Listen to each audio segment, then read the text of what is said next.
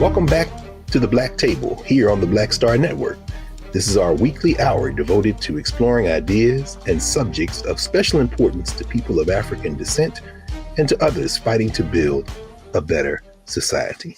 I'm your regular host, Greg Carr. Very happy to be with you, and thank you all for the growing viewership. We're really happy and excited about the Black Table and all of the programs here on the Black Star Network.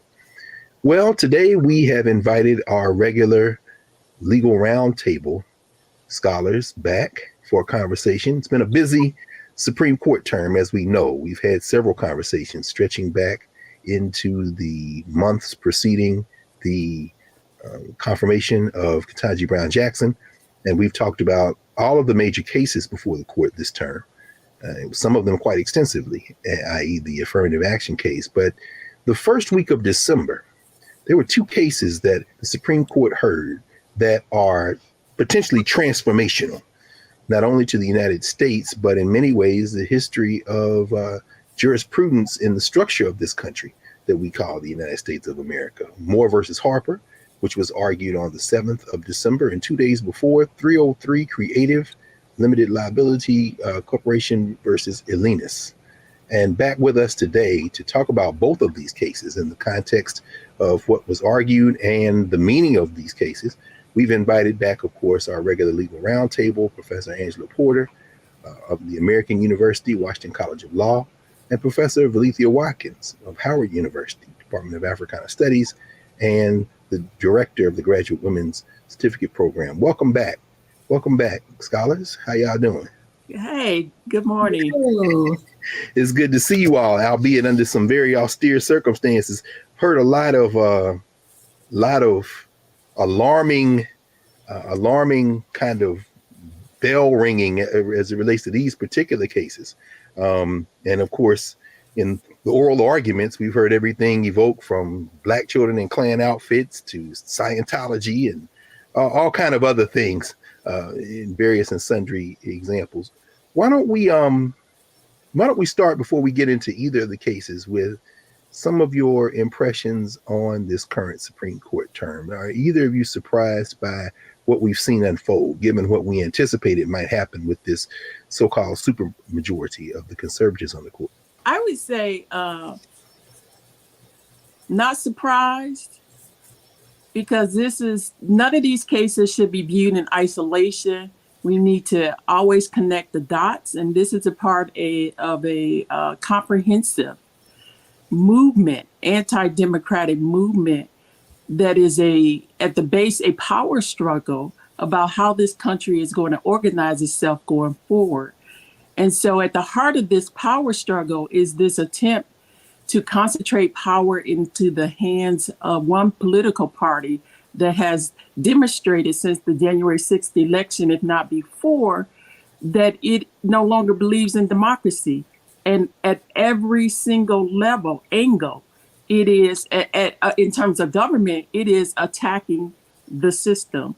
And so these cases are interrelated, as when we talk about them, they're going to unfold, but they're building incrementally this kind of firewall against being accountable to the people.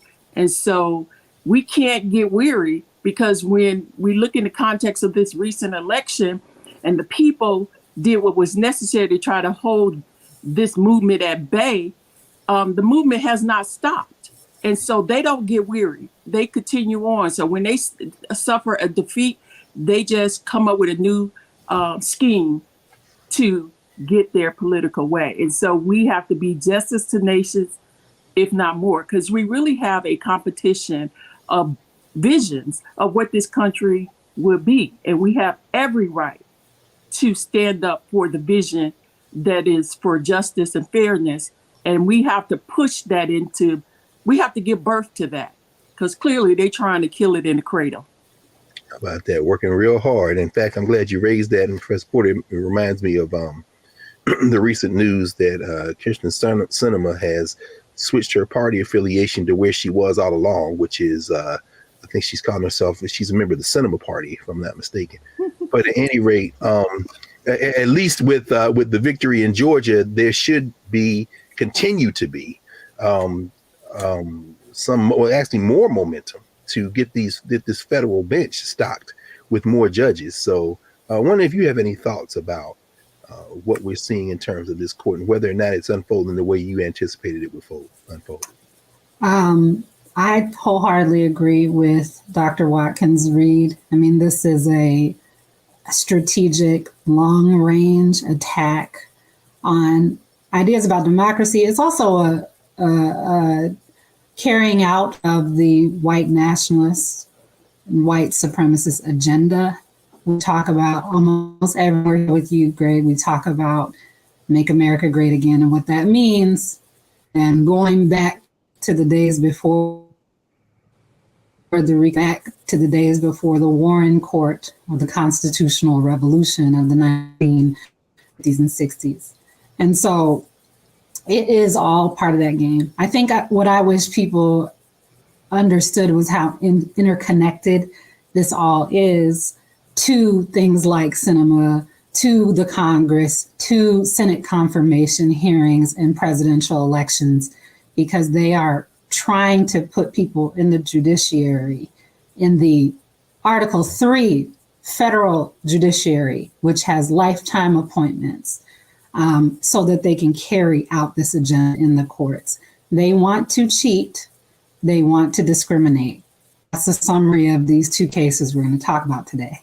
They want to cheat and they want to discriminate, and they can do that through use of the courts. One last thing I would say to pay attention to is that story that came out about Reverend Schenck and Justice Alito and his implication that Alito and or his wife leaked the opinion from Hobby Lobby, a case involving contraception and corporations and religious freedom. Mm-hmm. What's stark about that expose is just how susceptible the court is, and all courts are, to this sort of agenda and this lobbying and this, right-wing, fundamentalist Christian, anti-Black agenda, and how tied up federal judges are in that agenda. And so this is a serious thing that's unfolding, and we ought to, as Dr. Watkins said, be very attentive to it and connect the dots between these cases, because each case in isolation is going to look like, limited, but this is expansive. Absolutely. And this is, I'm glad you raised that as well. I mean, the headline grabbing with Clarence Thompson's wife, Jenny, and the kind of sensationalist kind of things that grab the headlines are one thing. Of course, Kavanaugh going to parties and cavorting with a bunch of people whose politics are fairly disturbing to the majority of people in this country, it appears to be. And Alito, of course, with his own challenges there, inviting these folks over to his house, and then these opinions get to somehow mysteriously get leaked. All of those things are very disturbing. In the context of what we're talking about today, I wonder if either of you, in thinking about these two cases, have any pushback against the way, particularly Moore versus Harper, has been characterized. I've seen it characterized as the single most important case for United States democracy. And it threatens to undermine, perhaps even obliterate the idea of federalism, and certainly this independent state legislature theory that has been floated, which, correct me if I'm wrong, at least if it didn't make its debut, it made its most kind of virulent appearance with William Rehnquist in a case that the Supreme Court said you should not use this case as precedent. And then here it is, surfaces again, Bush versus Gore. In our next block, we're going to dig into Moore versus Harper, but I'm wondering if you all could set it up a little bit and kind of place this case that isn't Jenny Thomas and January 6th, isn't Kavanaugh at parties or Alito inviting people over and potentially leaking opinions. But, while we're looking one way, is this case as important as it has been characterized by those in the legal community?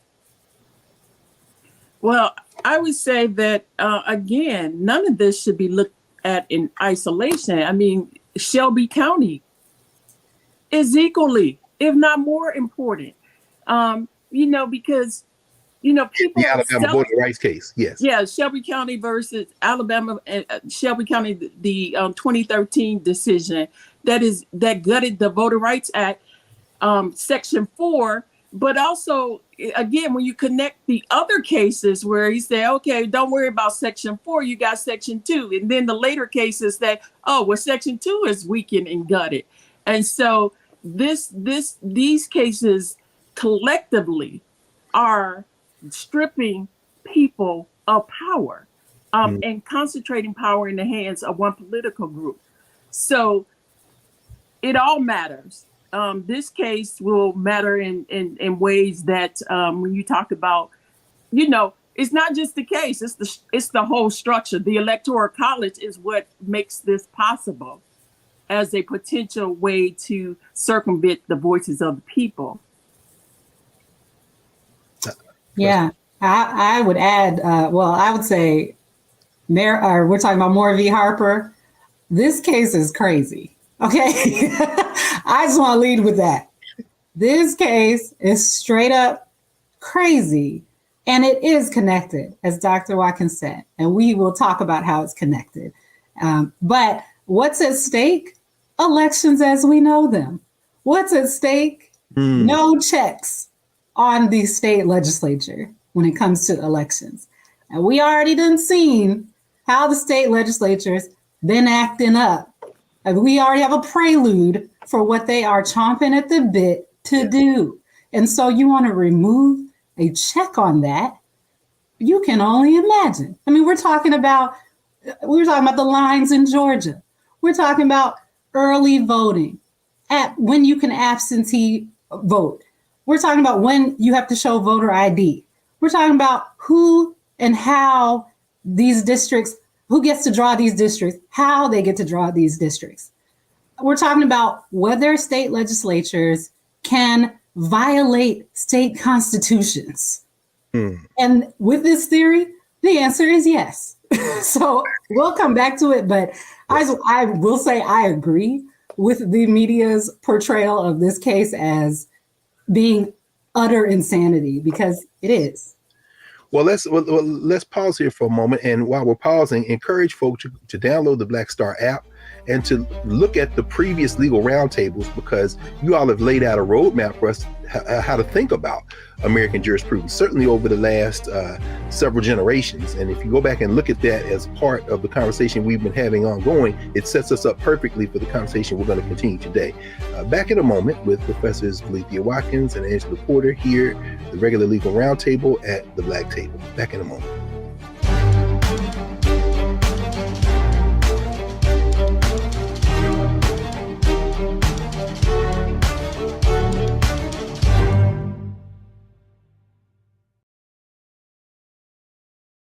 Black Star Network is here. Oh, no punch! I'm real revolutionary right now. Thank you for being the voice of Black America. All momentum we have now, we have to keep this going. The video looks phenomenal. See, this difference between Black Star Network and Black-owned media and something like CNN. You can't be Black-owned media and be scared. It's time to be smart. Bring your eyeballs home. You dig?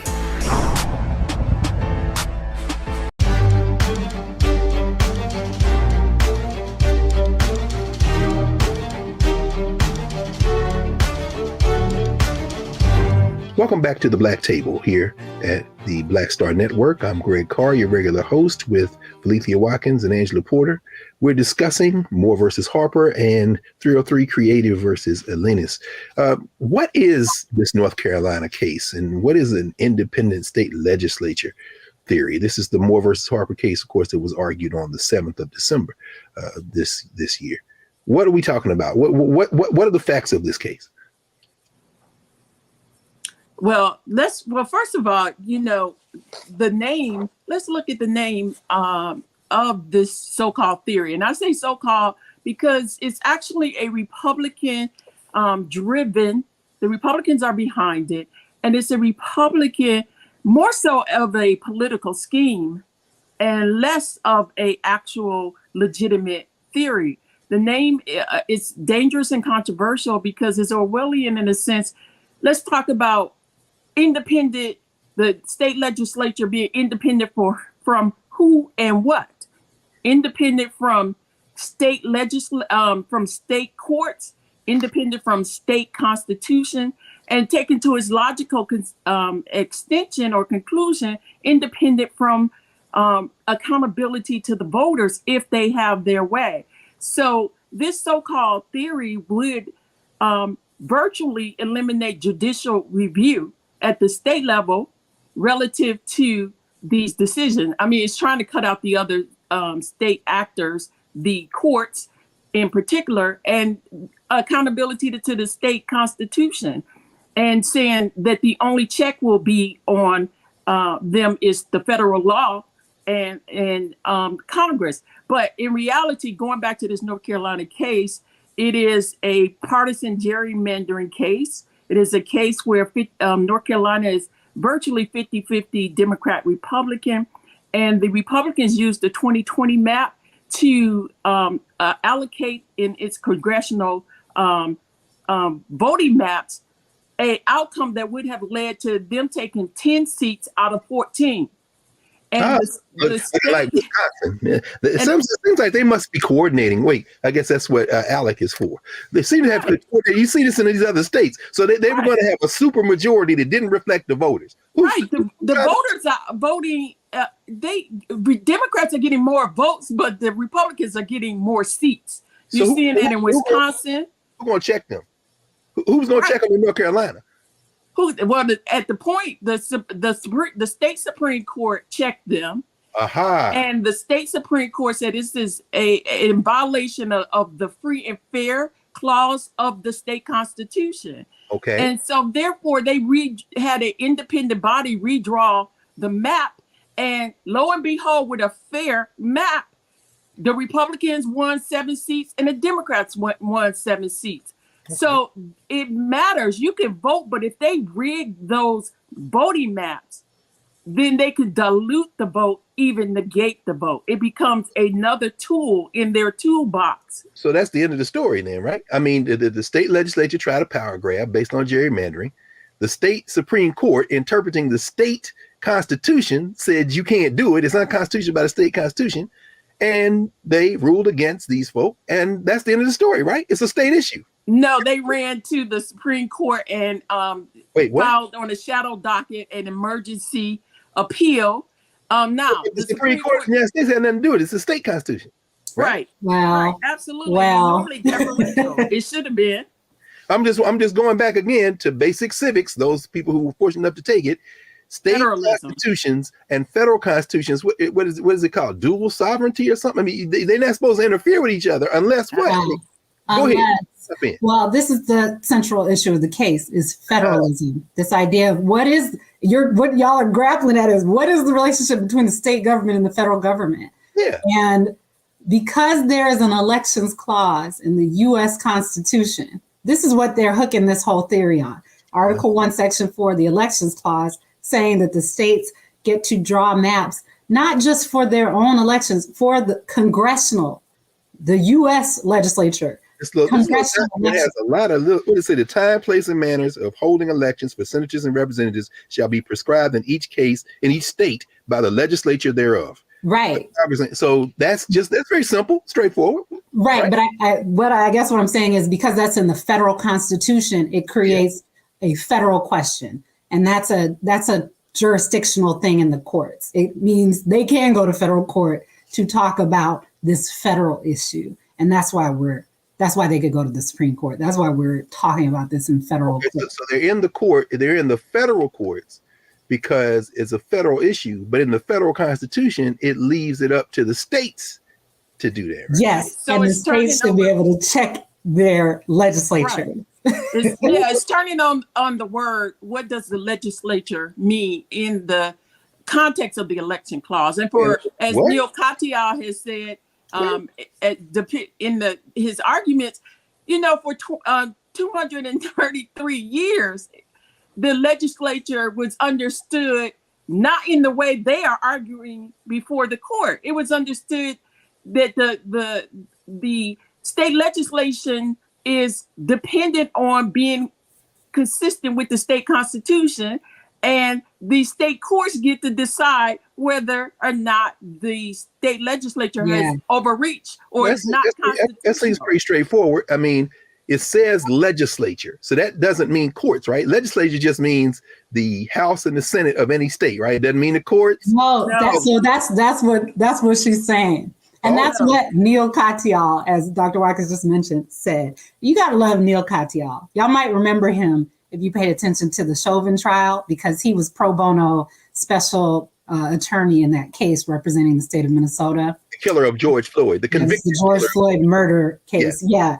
And so Neil Katyal is former Solicitor General. He's argued before the Supreme Court many, many times. I think he broke Thurgood Marshall's record as being a non-white arguer before the Supreme Court. So what is he saying? Legislature doesn't mean legislature?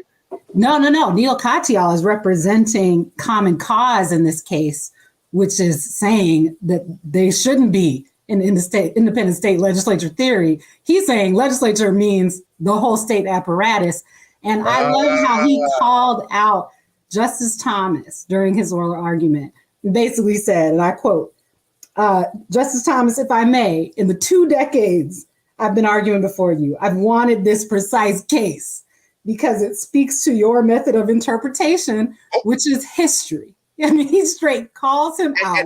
And what Dr. Watkins, you just said, for 200 plus years, legislature doesn't mean House and Senate exclusively. It means, as you say, Professor Porter, the whole apparatus, the power that makes the laws. So when they said legislature, they did not mean just the people in the House and Senate of a state. They meant every. And so Katyal brings Clarence Thomas out on this.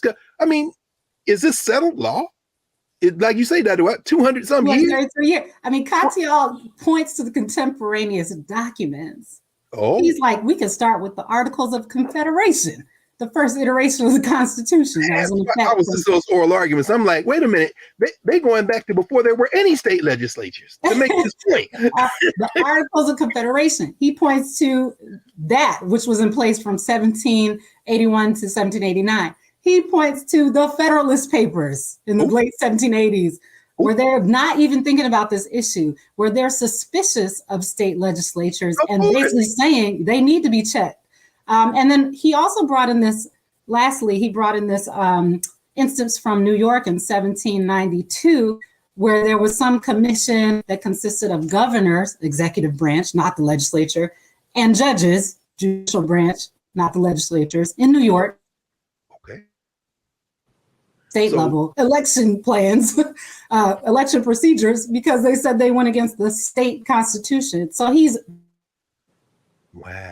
drawing all these things from history, saying, since you love the founder so much, Clarence Thomas and friends, why don't you look at what they were actually doing? Because they were not doing this. Okay, well then, and there it is. I mean, as recently, if memory serves correctly, it's 2015. This very Supreme Court they're sitting on affirmed that this does not mean just legislature. So, okay, so where are 2019? Oh, 2019. Rucho case. But look, jump in. But the point is also to add to what Professor has just said is that they're saying that they are not being consistent with history, the text, and precedent, their own Supreme Court precedent. And we're not talking about precedent from the 19th century per se. Yes, that, but their recent precedent. So this court is so cavalier, so disregarding of precedent. Precedent does not matter. This is judicial activism at its worst. They are truly functioning as an arm of the Republican Party. They are disregarding their own precedent. They are disregarding things they said 5 minutes ago. Well, that's you know what? Let's pause here, and we come back. We're going to continue right in this vein, and I want to ask both of you to walk us through where this theory is coming from. As absurd as it sounds, since it seems to fly in the face of all the precedent and all the history, where are they drawing from, and what are they arguing, and what are the implications? So we'll be back in a moment here at the Black Table with Professors Angela Porter and Valethia Watkins, our regular legal roundtable. As you can see, we are deep into discussion of Moore versus Harper, argued on the 7th of December this year. Back in a moment here at the Black Table.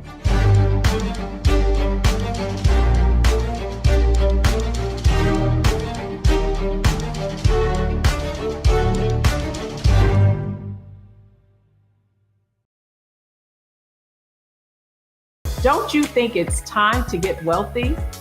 I'm Deborah Owens, America's Wealth Coach, and my new show on the Black Star Network focuses on the things your financial advisor or bank isn't telling you. So watch Get Wealthy on the Black Star Network.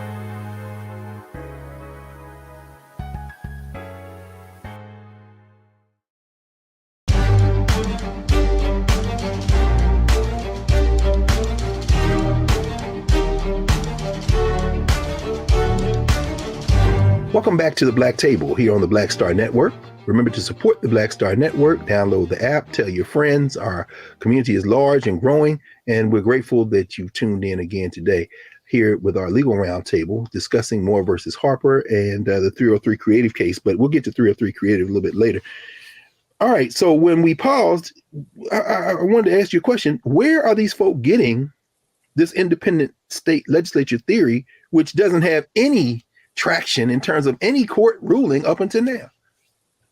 You alluded to it at the very start, the 2000 Supreme Court decision, Gore, Bush versus Gore, when the Supreme Court decision based on the Equal Protection Clause stopped the Florida State Supreme Court, so therefore did not defer as usual to the state court, stopped them from counting the votes, the recount. And so therefore, Justice Rehnquist, in a concurrent opinion, began to outline this independent state legislature theory. And also take note that the current court members, Roberts, the Chief Justice, Kavanaugh, and Amy Barrett, were on a part of the legal team that was involved in the battles of the Bush v. Gore decisions. So that's part of it. But also you got to look at the fact that this so-called theory, this political scheme, was at the center, was the centerpiece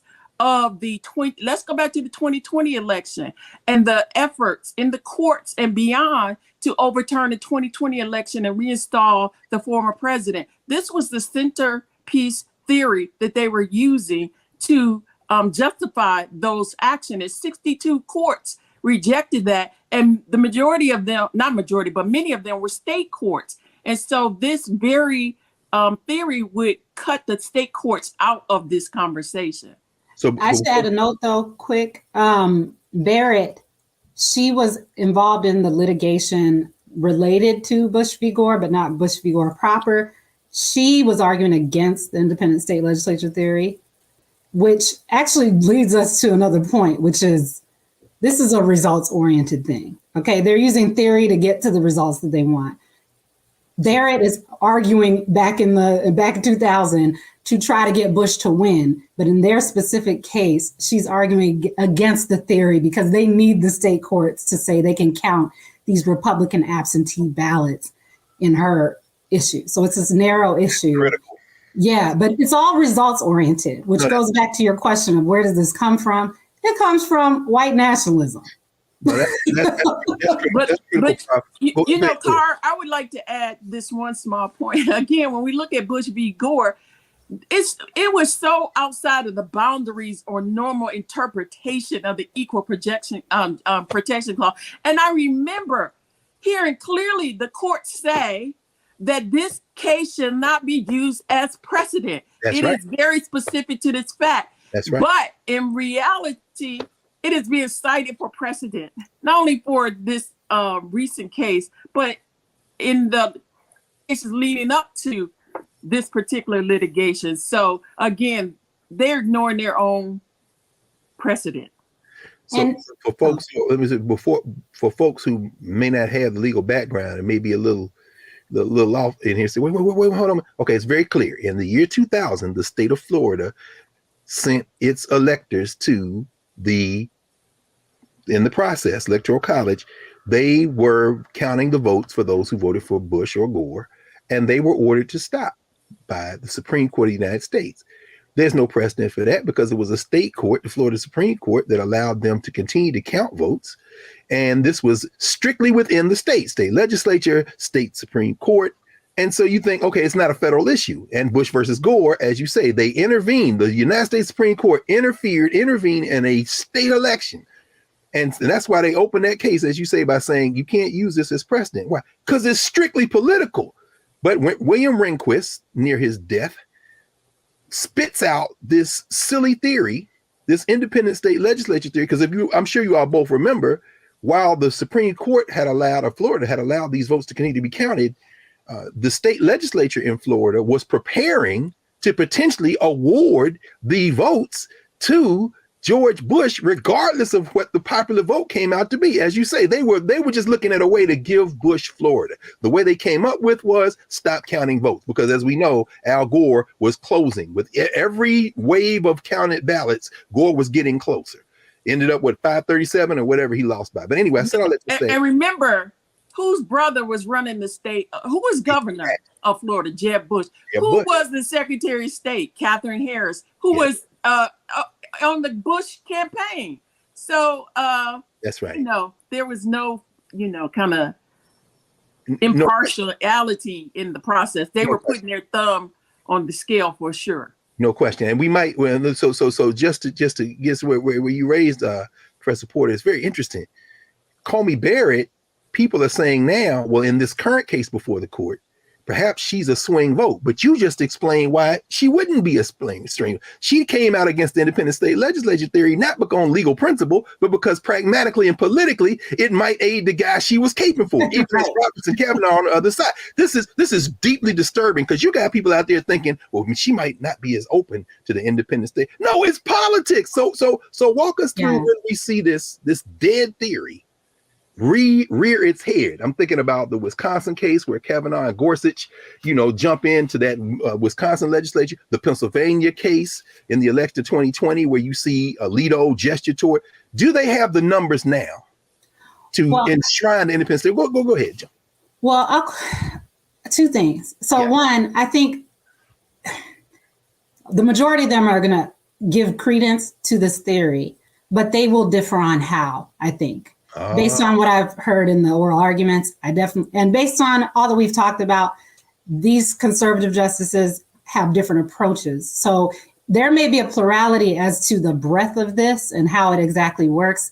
And I got a lot more there that I can talk about, but we don't have time. But I do think they're going to honor the theory, which does open up a whole can of worms. And I do want to say this before we move to the next case, which is, this impacts our people specifically as to racial gerrymandering. This case is about partisan gerrymandering. Walk us through that. And we talked about this in a previous show, but every state has equal protection clauses written into its state constitution. There was a moment in the oral arguments where Kagan said, hey, this theory you're talking about gets rid of checks and balances. And the petitioner's lawyer said, that's okay because federal checks apply. You still have the Congress and you still have the VRA. The Congress, which is a product of gerrymandering, and the VRA, which, as we've talked about, is being gutted as we speak, not only by Shelby County, but is about to be gutted by Merrill versus Milligan, the Alabama case we've devoted a show to. And so that's right. If you get rid of those things, you don't have checks and balances.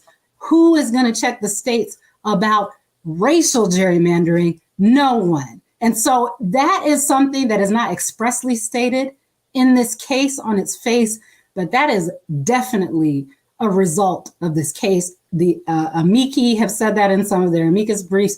We talked about it without even reading. That was before this even came up to oral argument, really. And it's a predictable outcome. So this does go back to white nationalism. This does go back to the hatred and loathing for Black people, for brown people.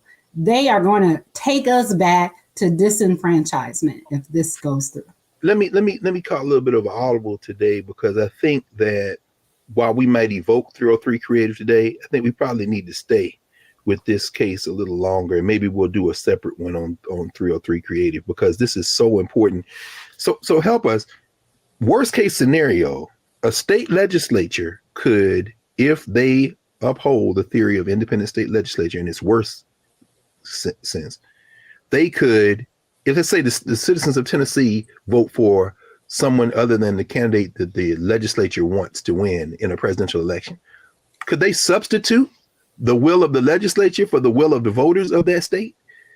Yeah, and I'll tell you how really quick. So we're talking about the Elections Clause, Article 1, Section 4, which is about congressional elections. It's not about presidential electors. Mm-hmm. The thing is, if they give credence to this theory as to that, the same language arises about the Electoral College in the Constitution. They still point to legislature of the state. It's just like one.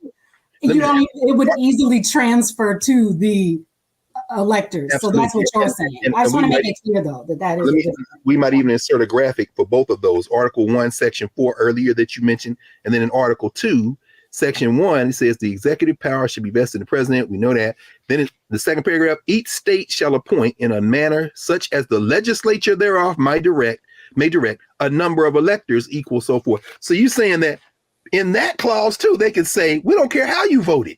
In Alabama, you may have voted for X. We like Y. We own the legislature. We're gonna appoint the elector. It's statutory interpretation. If they say legislature means X in this case, then it means the same thing across the Constitution. So they don't even have to bring another case. That's just what it is. And again, the point you all raising earlier, in the history of the United States of America, legislature has meant the power to make the laws. So if they tried that in Alabama up until now, the Alabama Supreme Court interpreting the Alabama Constitution would tell the Alabama legislature that is unconstitutional by the state court. What they're arguing is, you can't check us with the Supreme Court of the state. You can't check us with the state constitution. We're going to use the federal constitution to give the literal legislature, House and Senate of any state, the power to do it where the hell it wants to do with nobody checking them. That's not overstating. Is that overstating it? No, absolutely not. And so they tried so it's broken down in both ways, as you say, the elections and the electors. The 2020 cases dealt with the electors. That was the whole fake elector scheme. That was the center of the argument. So they've already revealed they're going to do it with the electors. And that's what John Eastman tried to get the Arizona head of the Arizona legislature to do. Just put your own electors in. You the Arizona legislature.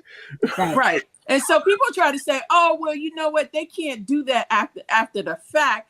They don't have to wait till after the fact. Once you give them this power, they can just say it beforehand that the state legislature exclusively has the power to determine the electors who will represent the state. This is a major and dangerous power grab that will make them totally, when they say independent, they mean independent of the state courts, the state constitution, and the voters. That's the most important part. So let's pause here, Prof.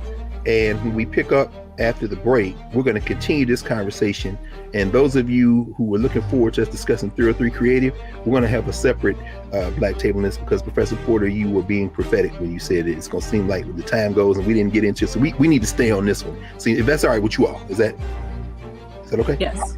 Very good. Then we'll be back in a moment here at the Black Table on the Black Star Network. Back in a moment.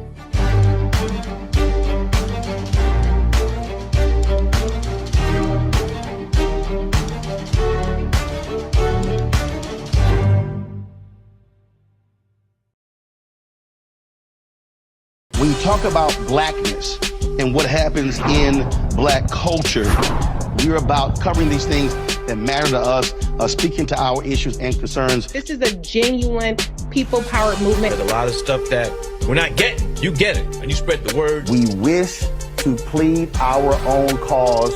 Too long have others spoken for us. We cannot tell our own story if we can't pay for it. This is about covering us. Invest in Black-owned media. Your dollars matter. We don't have to keep asking them to cover our stuff. So please support us in what we do, folks. We want to hit 2,000 people, $50 this month, raise $100,000. We're behind 100,000, so we want to hit that. Y'all money makes this possible. Check some money orders. Go to P.O. Box 57196, Washington, D.C. 20037-0196. The Cash App is $RM Unfiltered. PayPal is R Martin Unfiltered. Venmo is RM Unfiltered. Zelle is roland@rolandsmartin.com.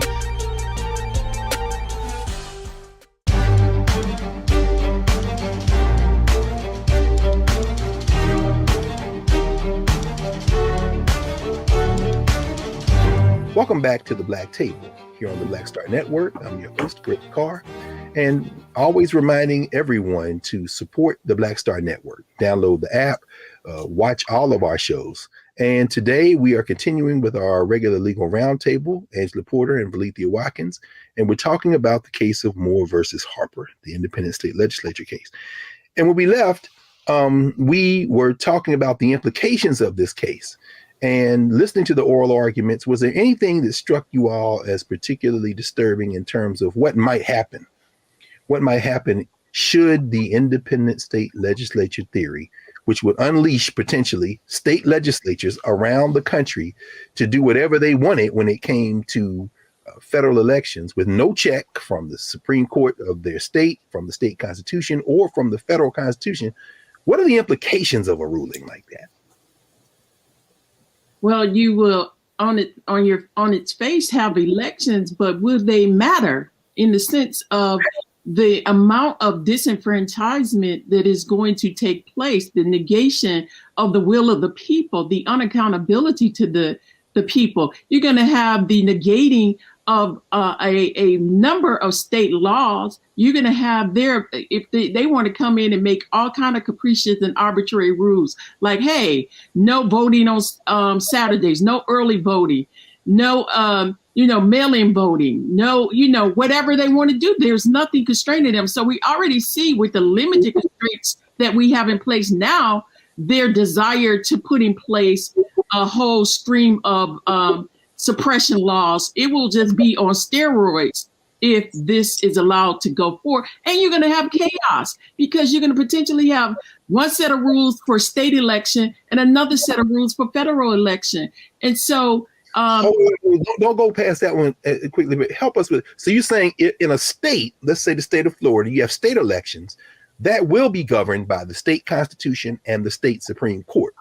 In a federal election, that will be governed by the state legislature and nobody else. Is that what you're saying?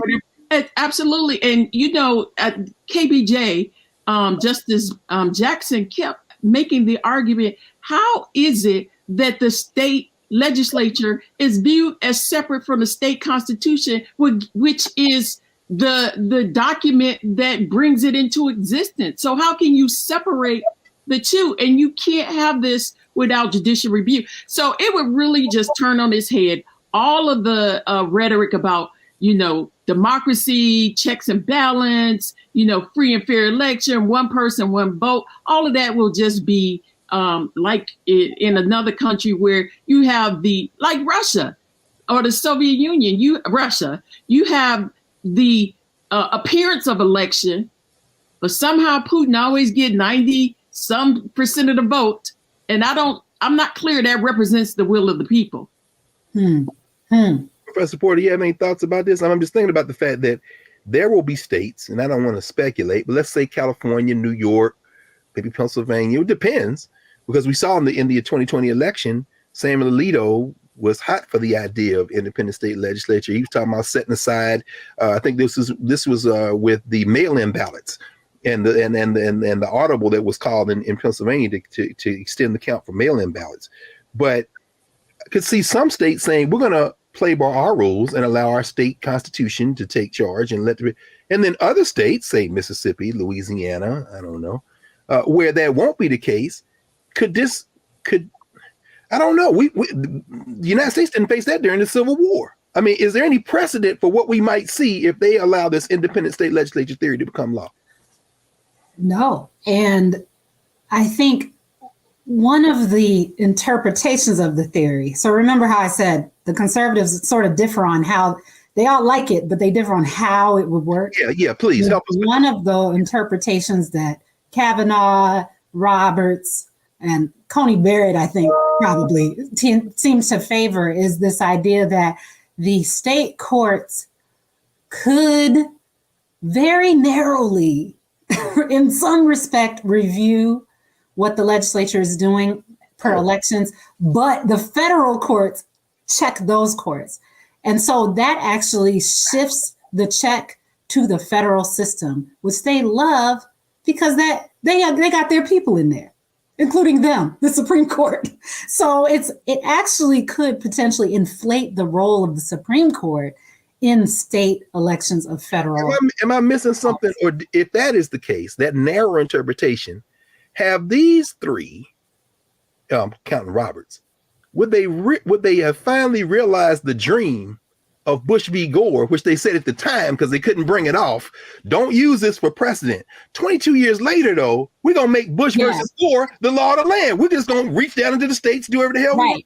Right. And that's the difference between actually the idea of precedent and just what is persuasive. This is the power of concurrences, like Rehnquist's concurrence. This is the power of dicta, which is an opinion like that says it's not precedent. What that means, Professor Porter. But law students pay particular attention to what you're about to hear. Go ahead. Well, concurrence means that you as the justice agree with the result, but you have differences on, well, you can concur in different ways. You can concur in the result, but you have differences in your reasoning to get there. And that's what Rehnquist is doing. He's saying that we should use the independent state legislature theory to get here. With this result in Bush v. Gore. But I'm going to go for the outcome, but I'm going to slip this little theory in, which I don't have the numbers for yet, but one day. Yes, and when you read these opinions and when you listen to these oral arguments, you got to be thinking on that level too. And I know we'll come back to this when we do 303 creative, because it really is at play here. But what the justices are doing is they're speaking to, posterity. They're broadcasting to conservative think tanks. They're broadcasting to right-wing judges and lawyers. So they're like, hey, we may not have won the battle, but we can win the war. And here's the plan. Go carry it out. That's essentially what Rehnquist is saying with that theory. And that is what they could say here with whatever they come up with. It's like, hey, we got this far in this case. Now y'all bring us another case based on the theories we're talking about in our opinions. Which goes to what you said, Professor Watkins, at the very beginning. Inch by inch, by being disingenuous. This check is here. Now y'all got a case coming for that. You got a case coming for that. Go ahead. Yeah, I was going to say, again, connected. So in Rucho in 2019, he says partisan gerrymandering, and by he, I'm talking about Chief Justice Roberts. He's saying partisan gerrymandering is a political question that should be dealt with at the state. It is beyond the federal bench. And now, 2 days later, a couple of years later, they're saying now that potentially that under the light version of the theory, that now it is in that narrow interpretation that it's going to be the federal court overseeing the state courts. So first of all, it's upsetting federalism because it's upending deference to state interpretation of state constitution. Secondly, they've already demonstrated an unwillingness to deal with partisan gerrymandering. So if they're left to be the wolves guarding the hen house, the hens are in trouble. And then thirdly, this whole scheme, the Brennan Center makes this point, and so does Michael Ludick, a very respected, prominent Republican, respected by the Republican, of a lot of these people. Mm-hmm. His point was, the Brennan Center basically made the argument, there's no such thing as a light version of this theory, that once you open this door, the theory is going to continue to expand and do the damage that it's going to do, light version or maximalist version. It is all not grounded in history, it's not grounded in text, and it's not grounded in precedent. So it is a radical power grab by the Republicans, and they're trying to soften the ground for 2024, what they could not accomplish in 2020, what they did not accomplish with the January 6th insurrection. Remember, they don't give up.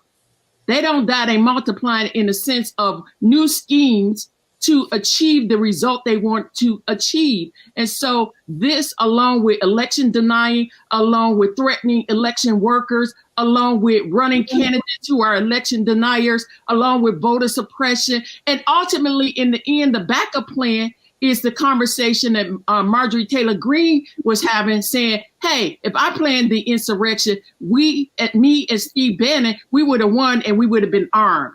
And then to say that was a joke is a joke, because the joke is on all of us if you listen to them, Because the bottom line, they've also laid the ground for political violence. And so in the context of this chaos, they are definitely priming their people for another violent attack. So this is, again, comprehensive on every level. This is a reaction to not just when we celebrate the demographic shift and different coalitions coming together.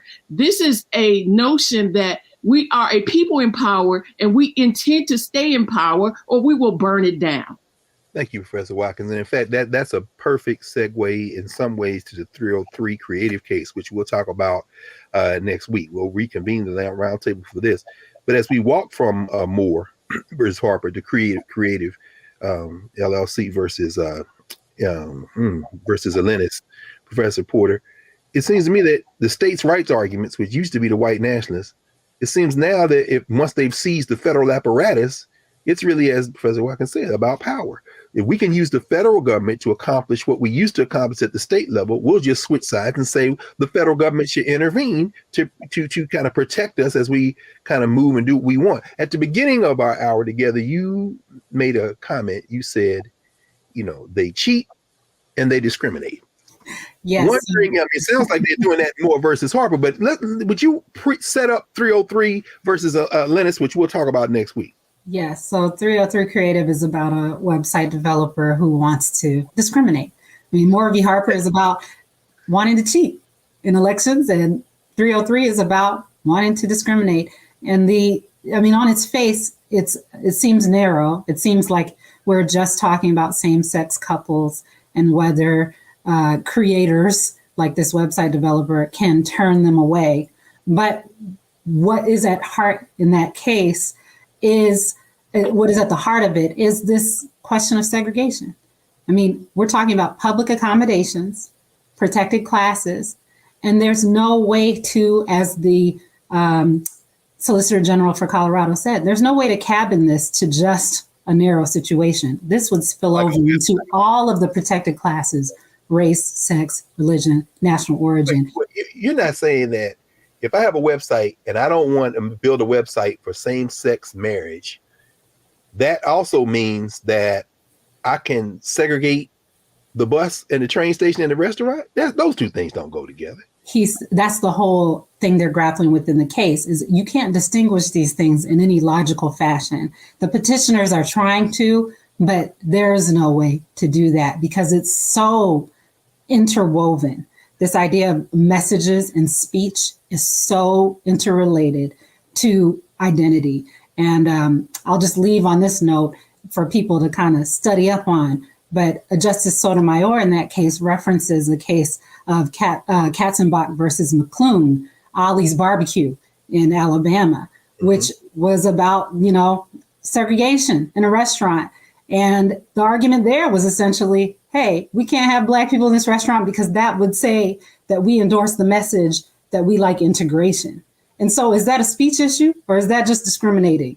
That's what's at the heart of 303. All right, you all. That means you have to come back next week, Professors Angela Porter and Valethia Watkins, part 2 of our legal roundtable around these 2 December cases that have been argued.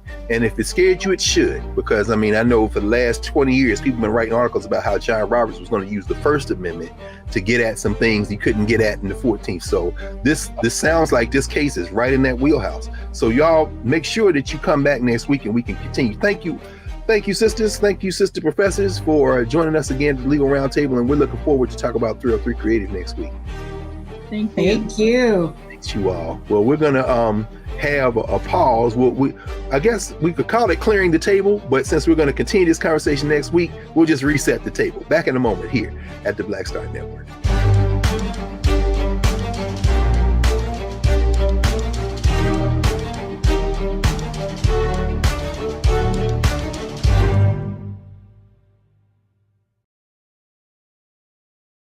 Hatred on the streets, a horrific scene, a white nationalist rally that descended into deadly violence. White people are losing their damn minds. There's a name angry pro-Trump mob stormed the U.S. Capitol.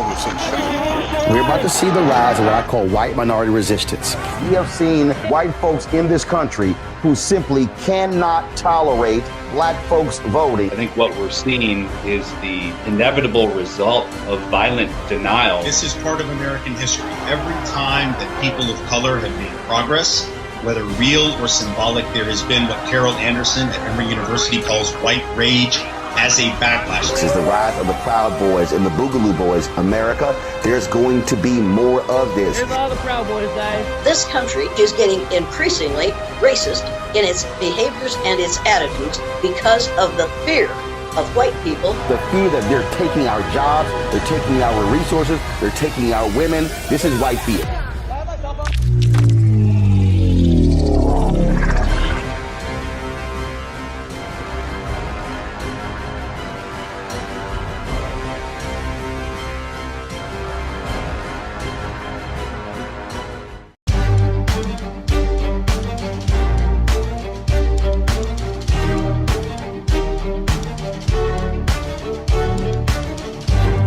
Welcome back to the Black Star Network. I'm your host, Greg Carr at the Black Table.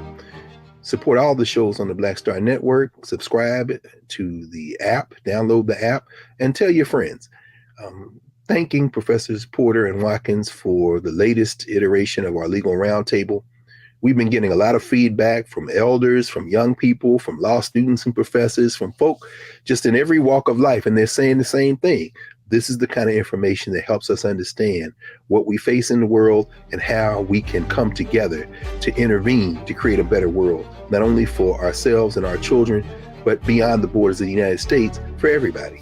So we'll see you next week when we continue the conversation with 303 Creative versus Atlantis with Professors Porter and Watkins at our Legal Roundtable.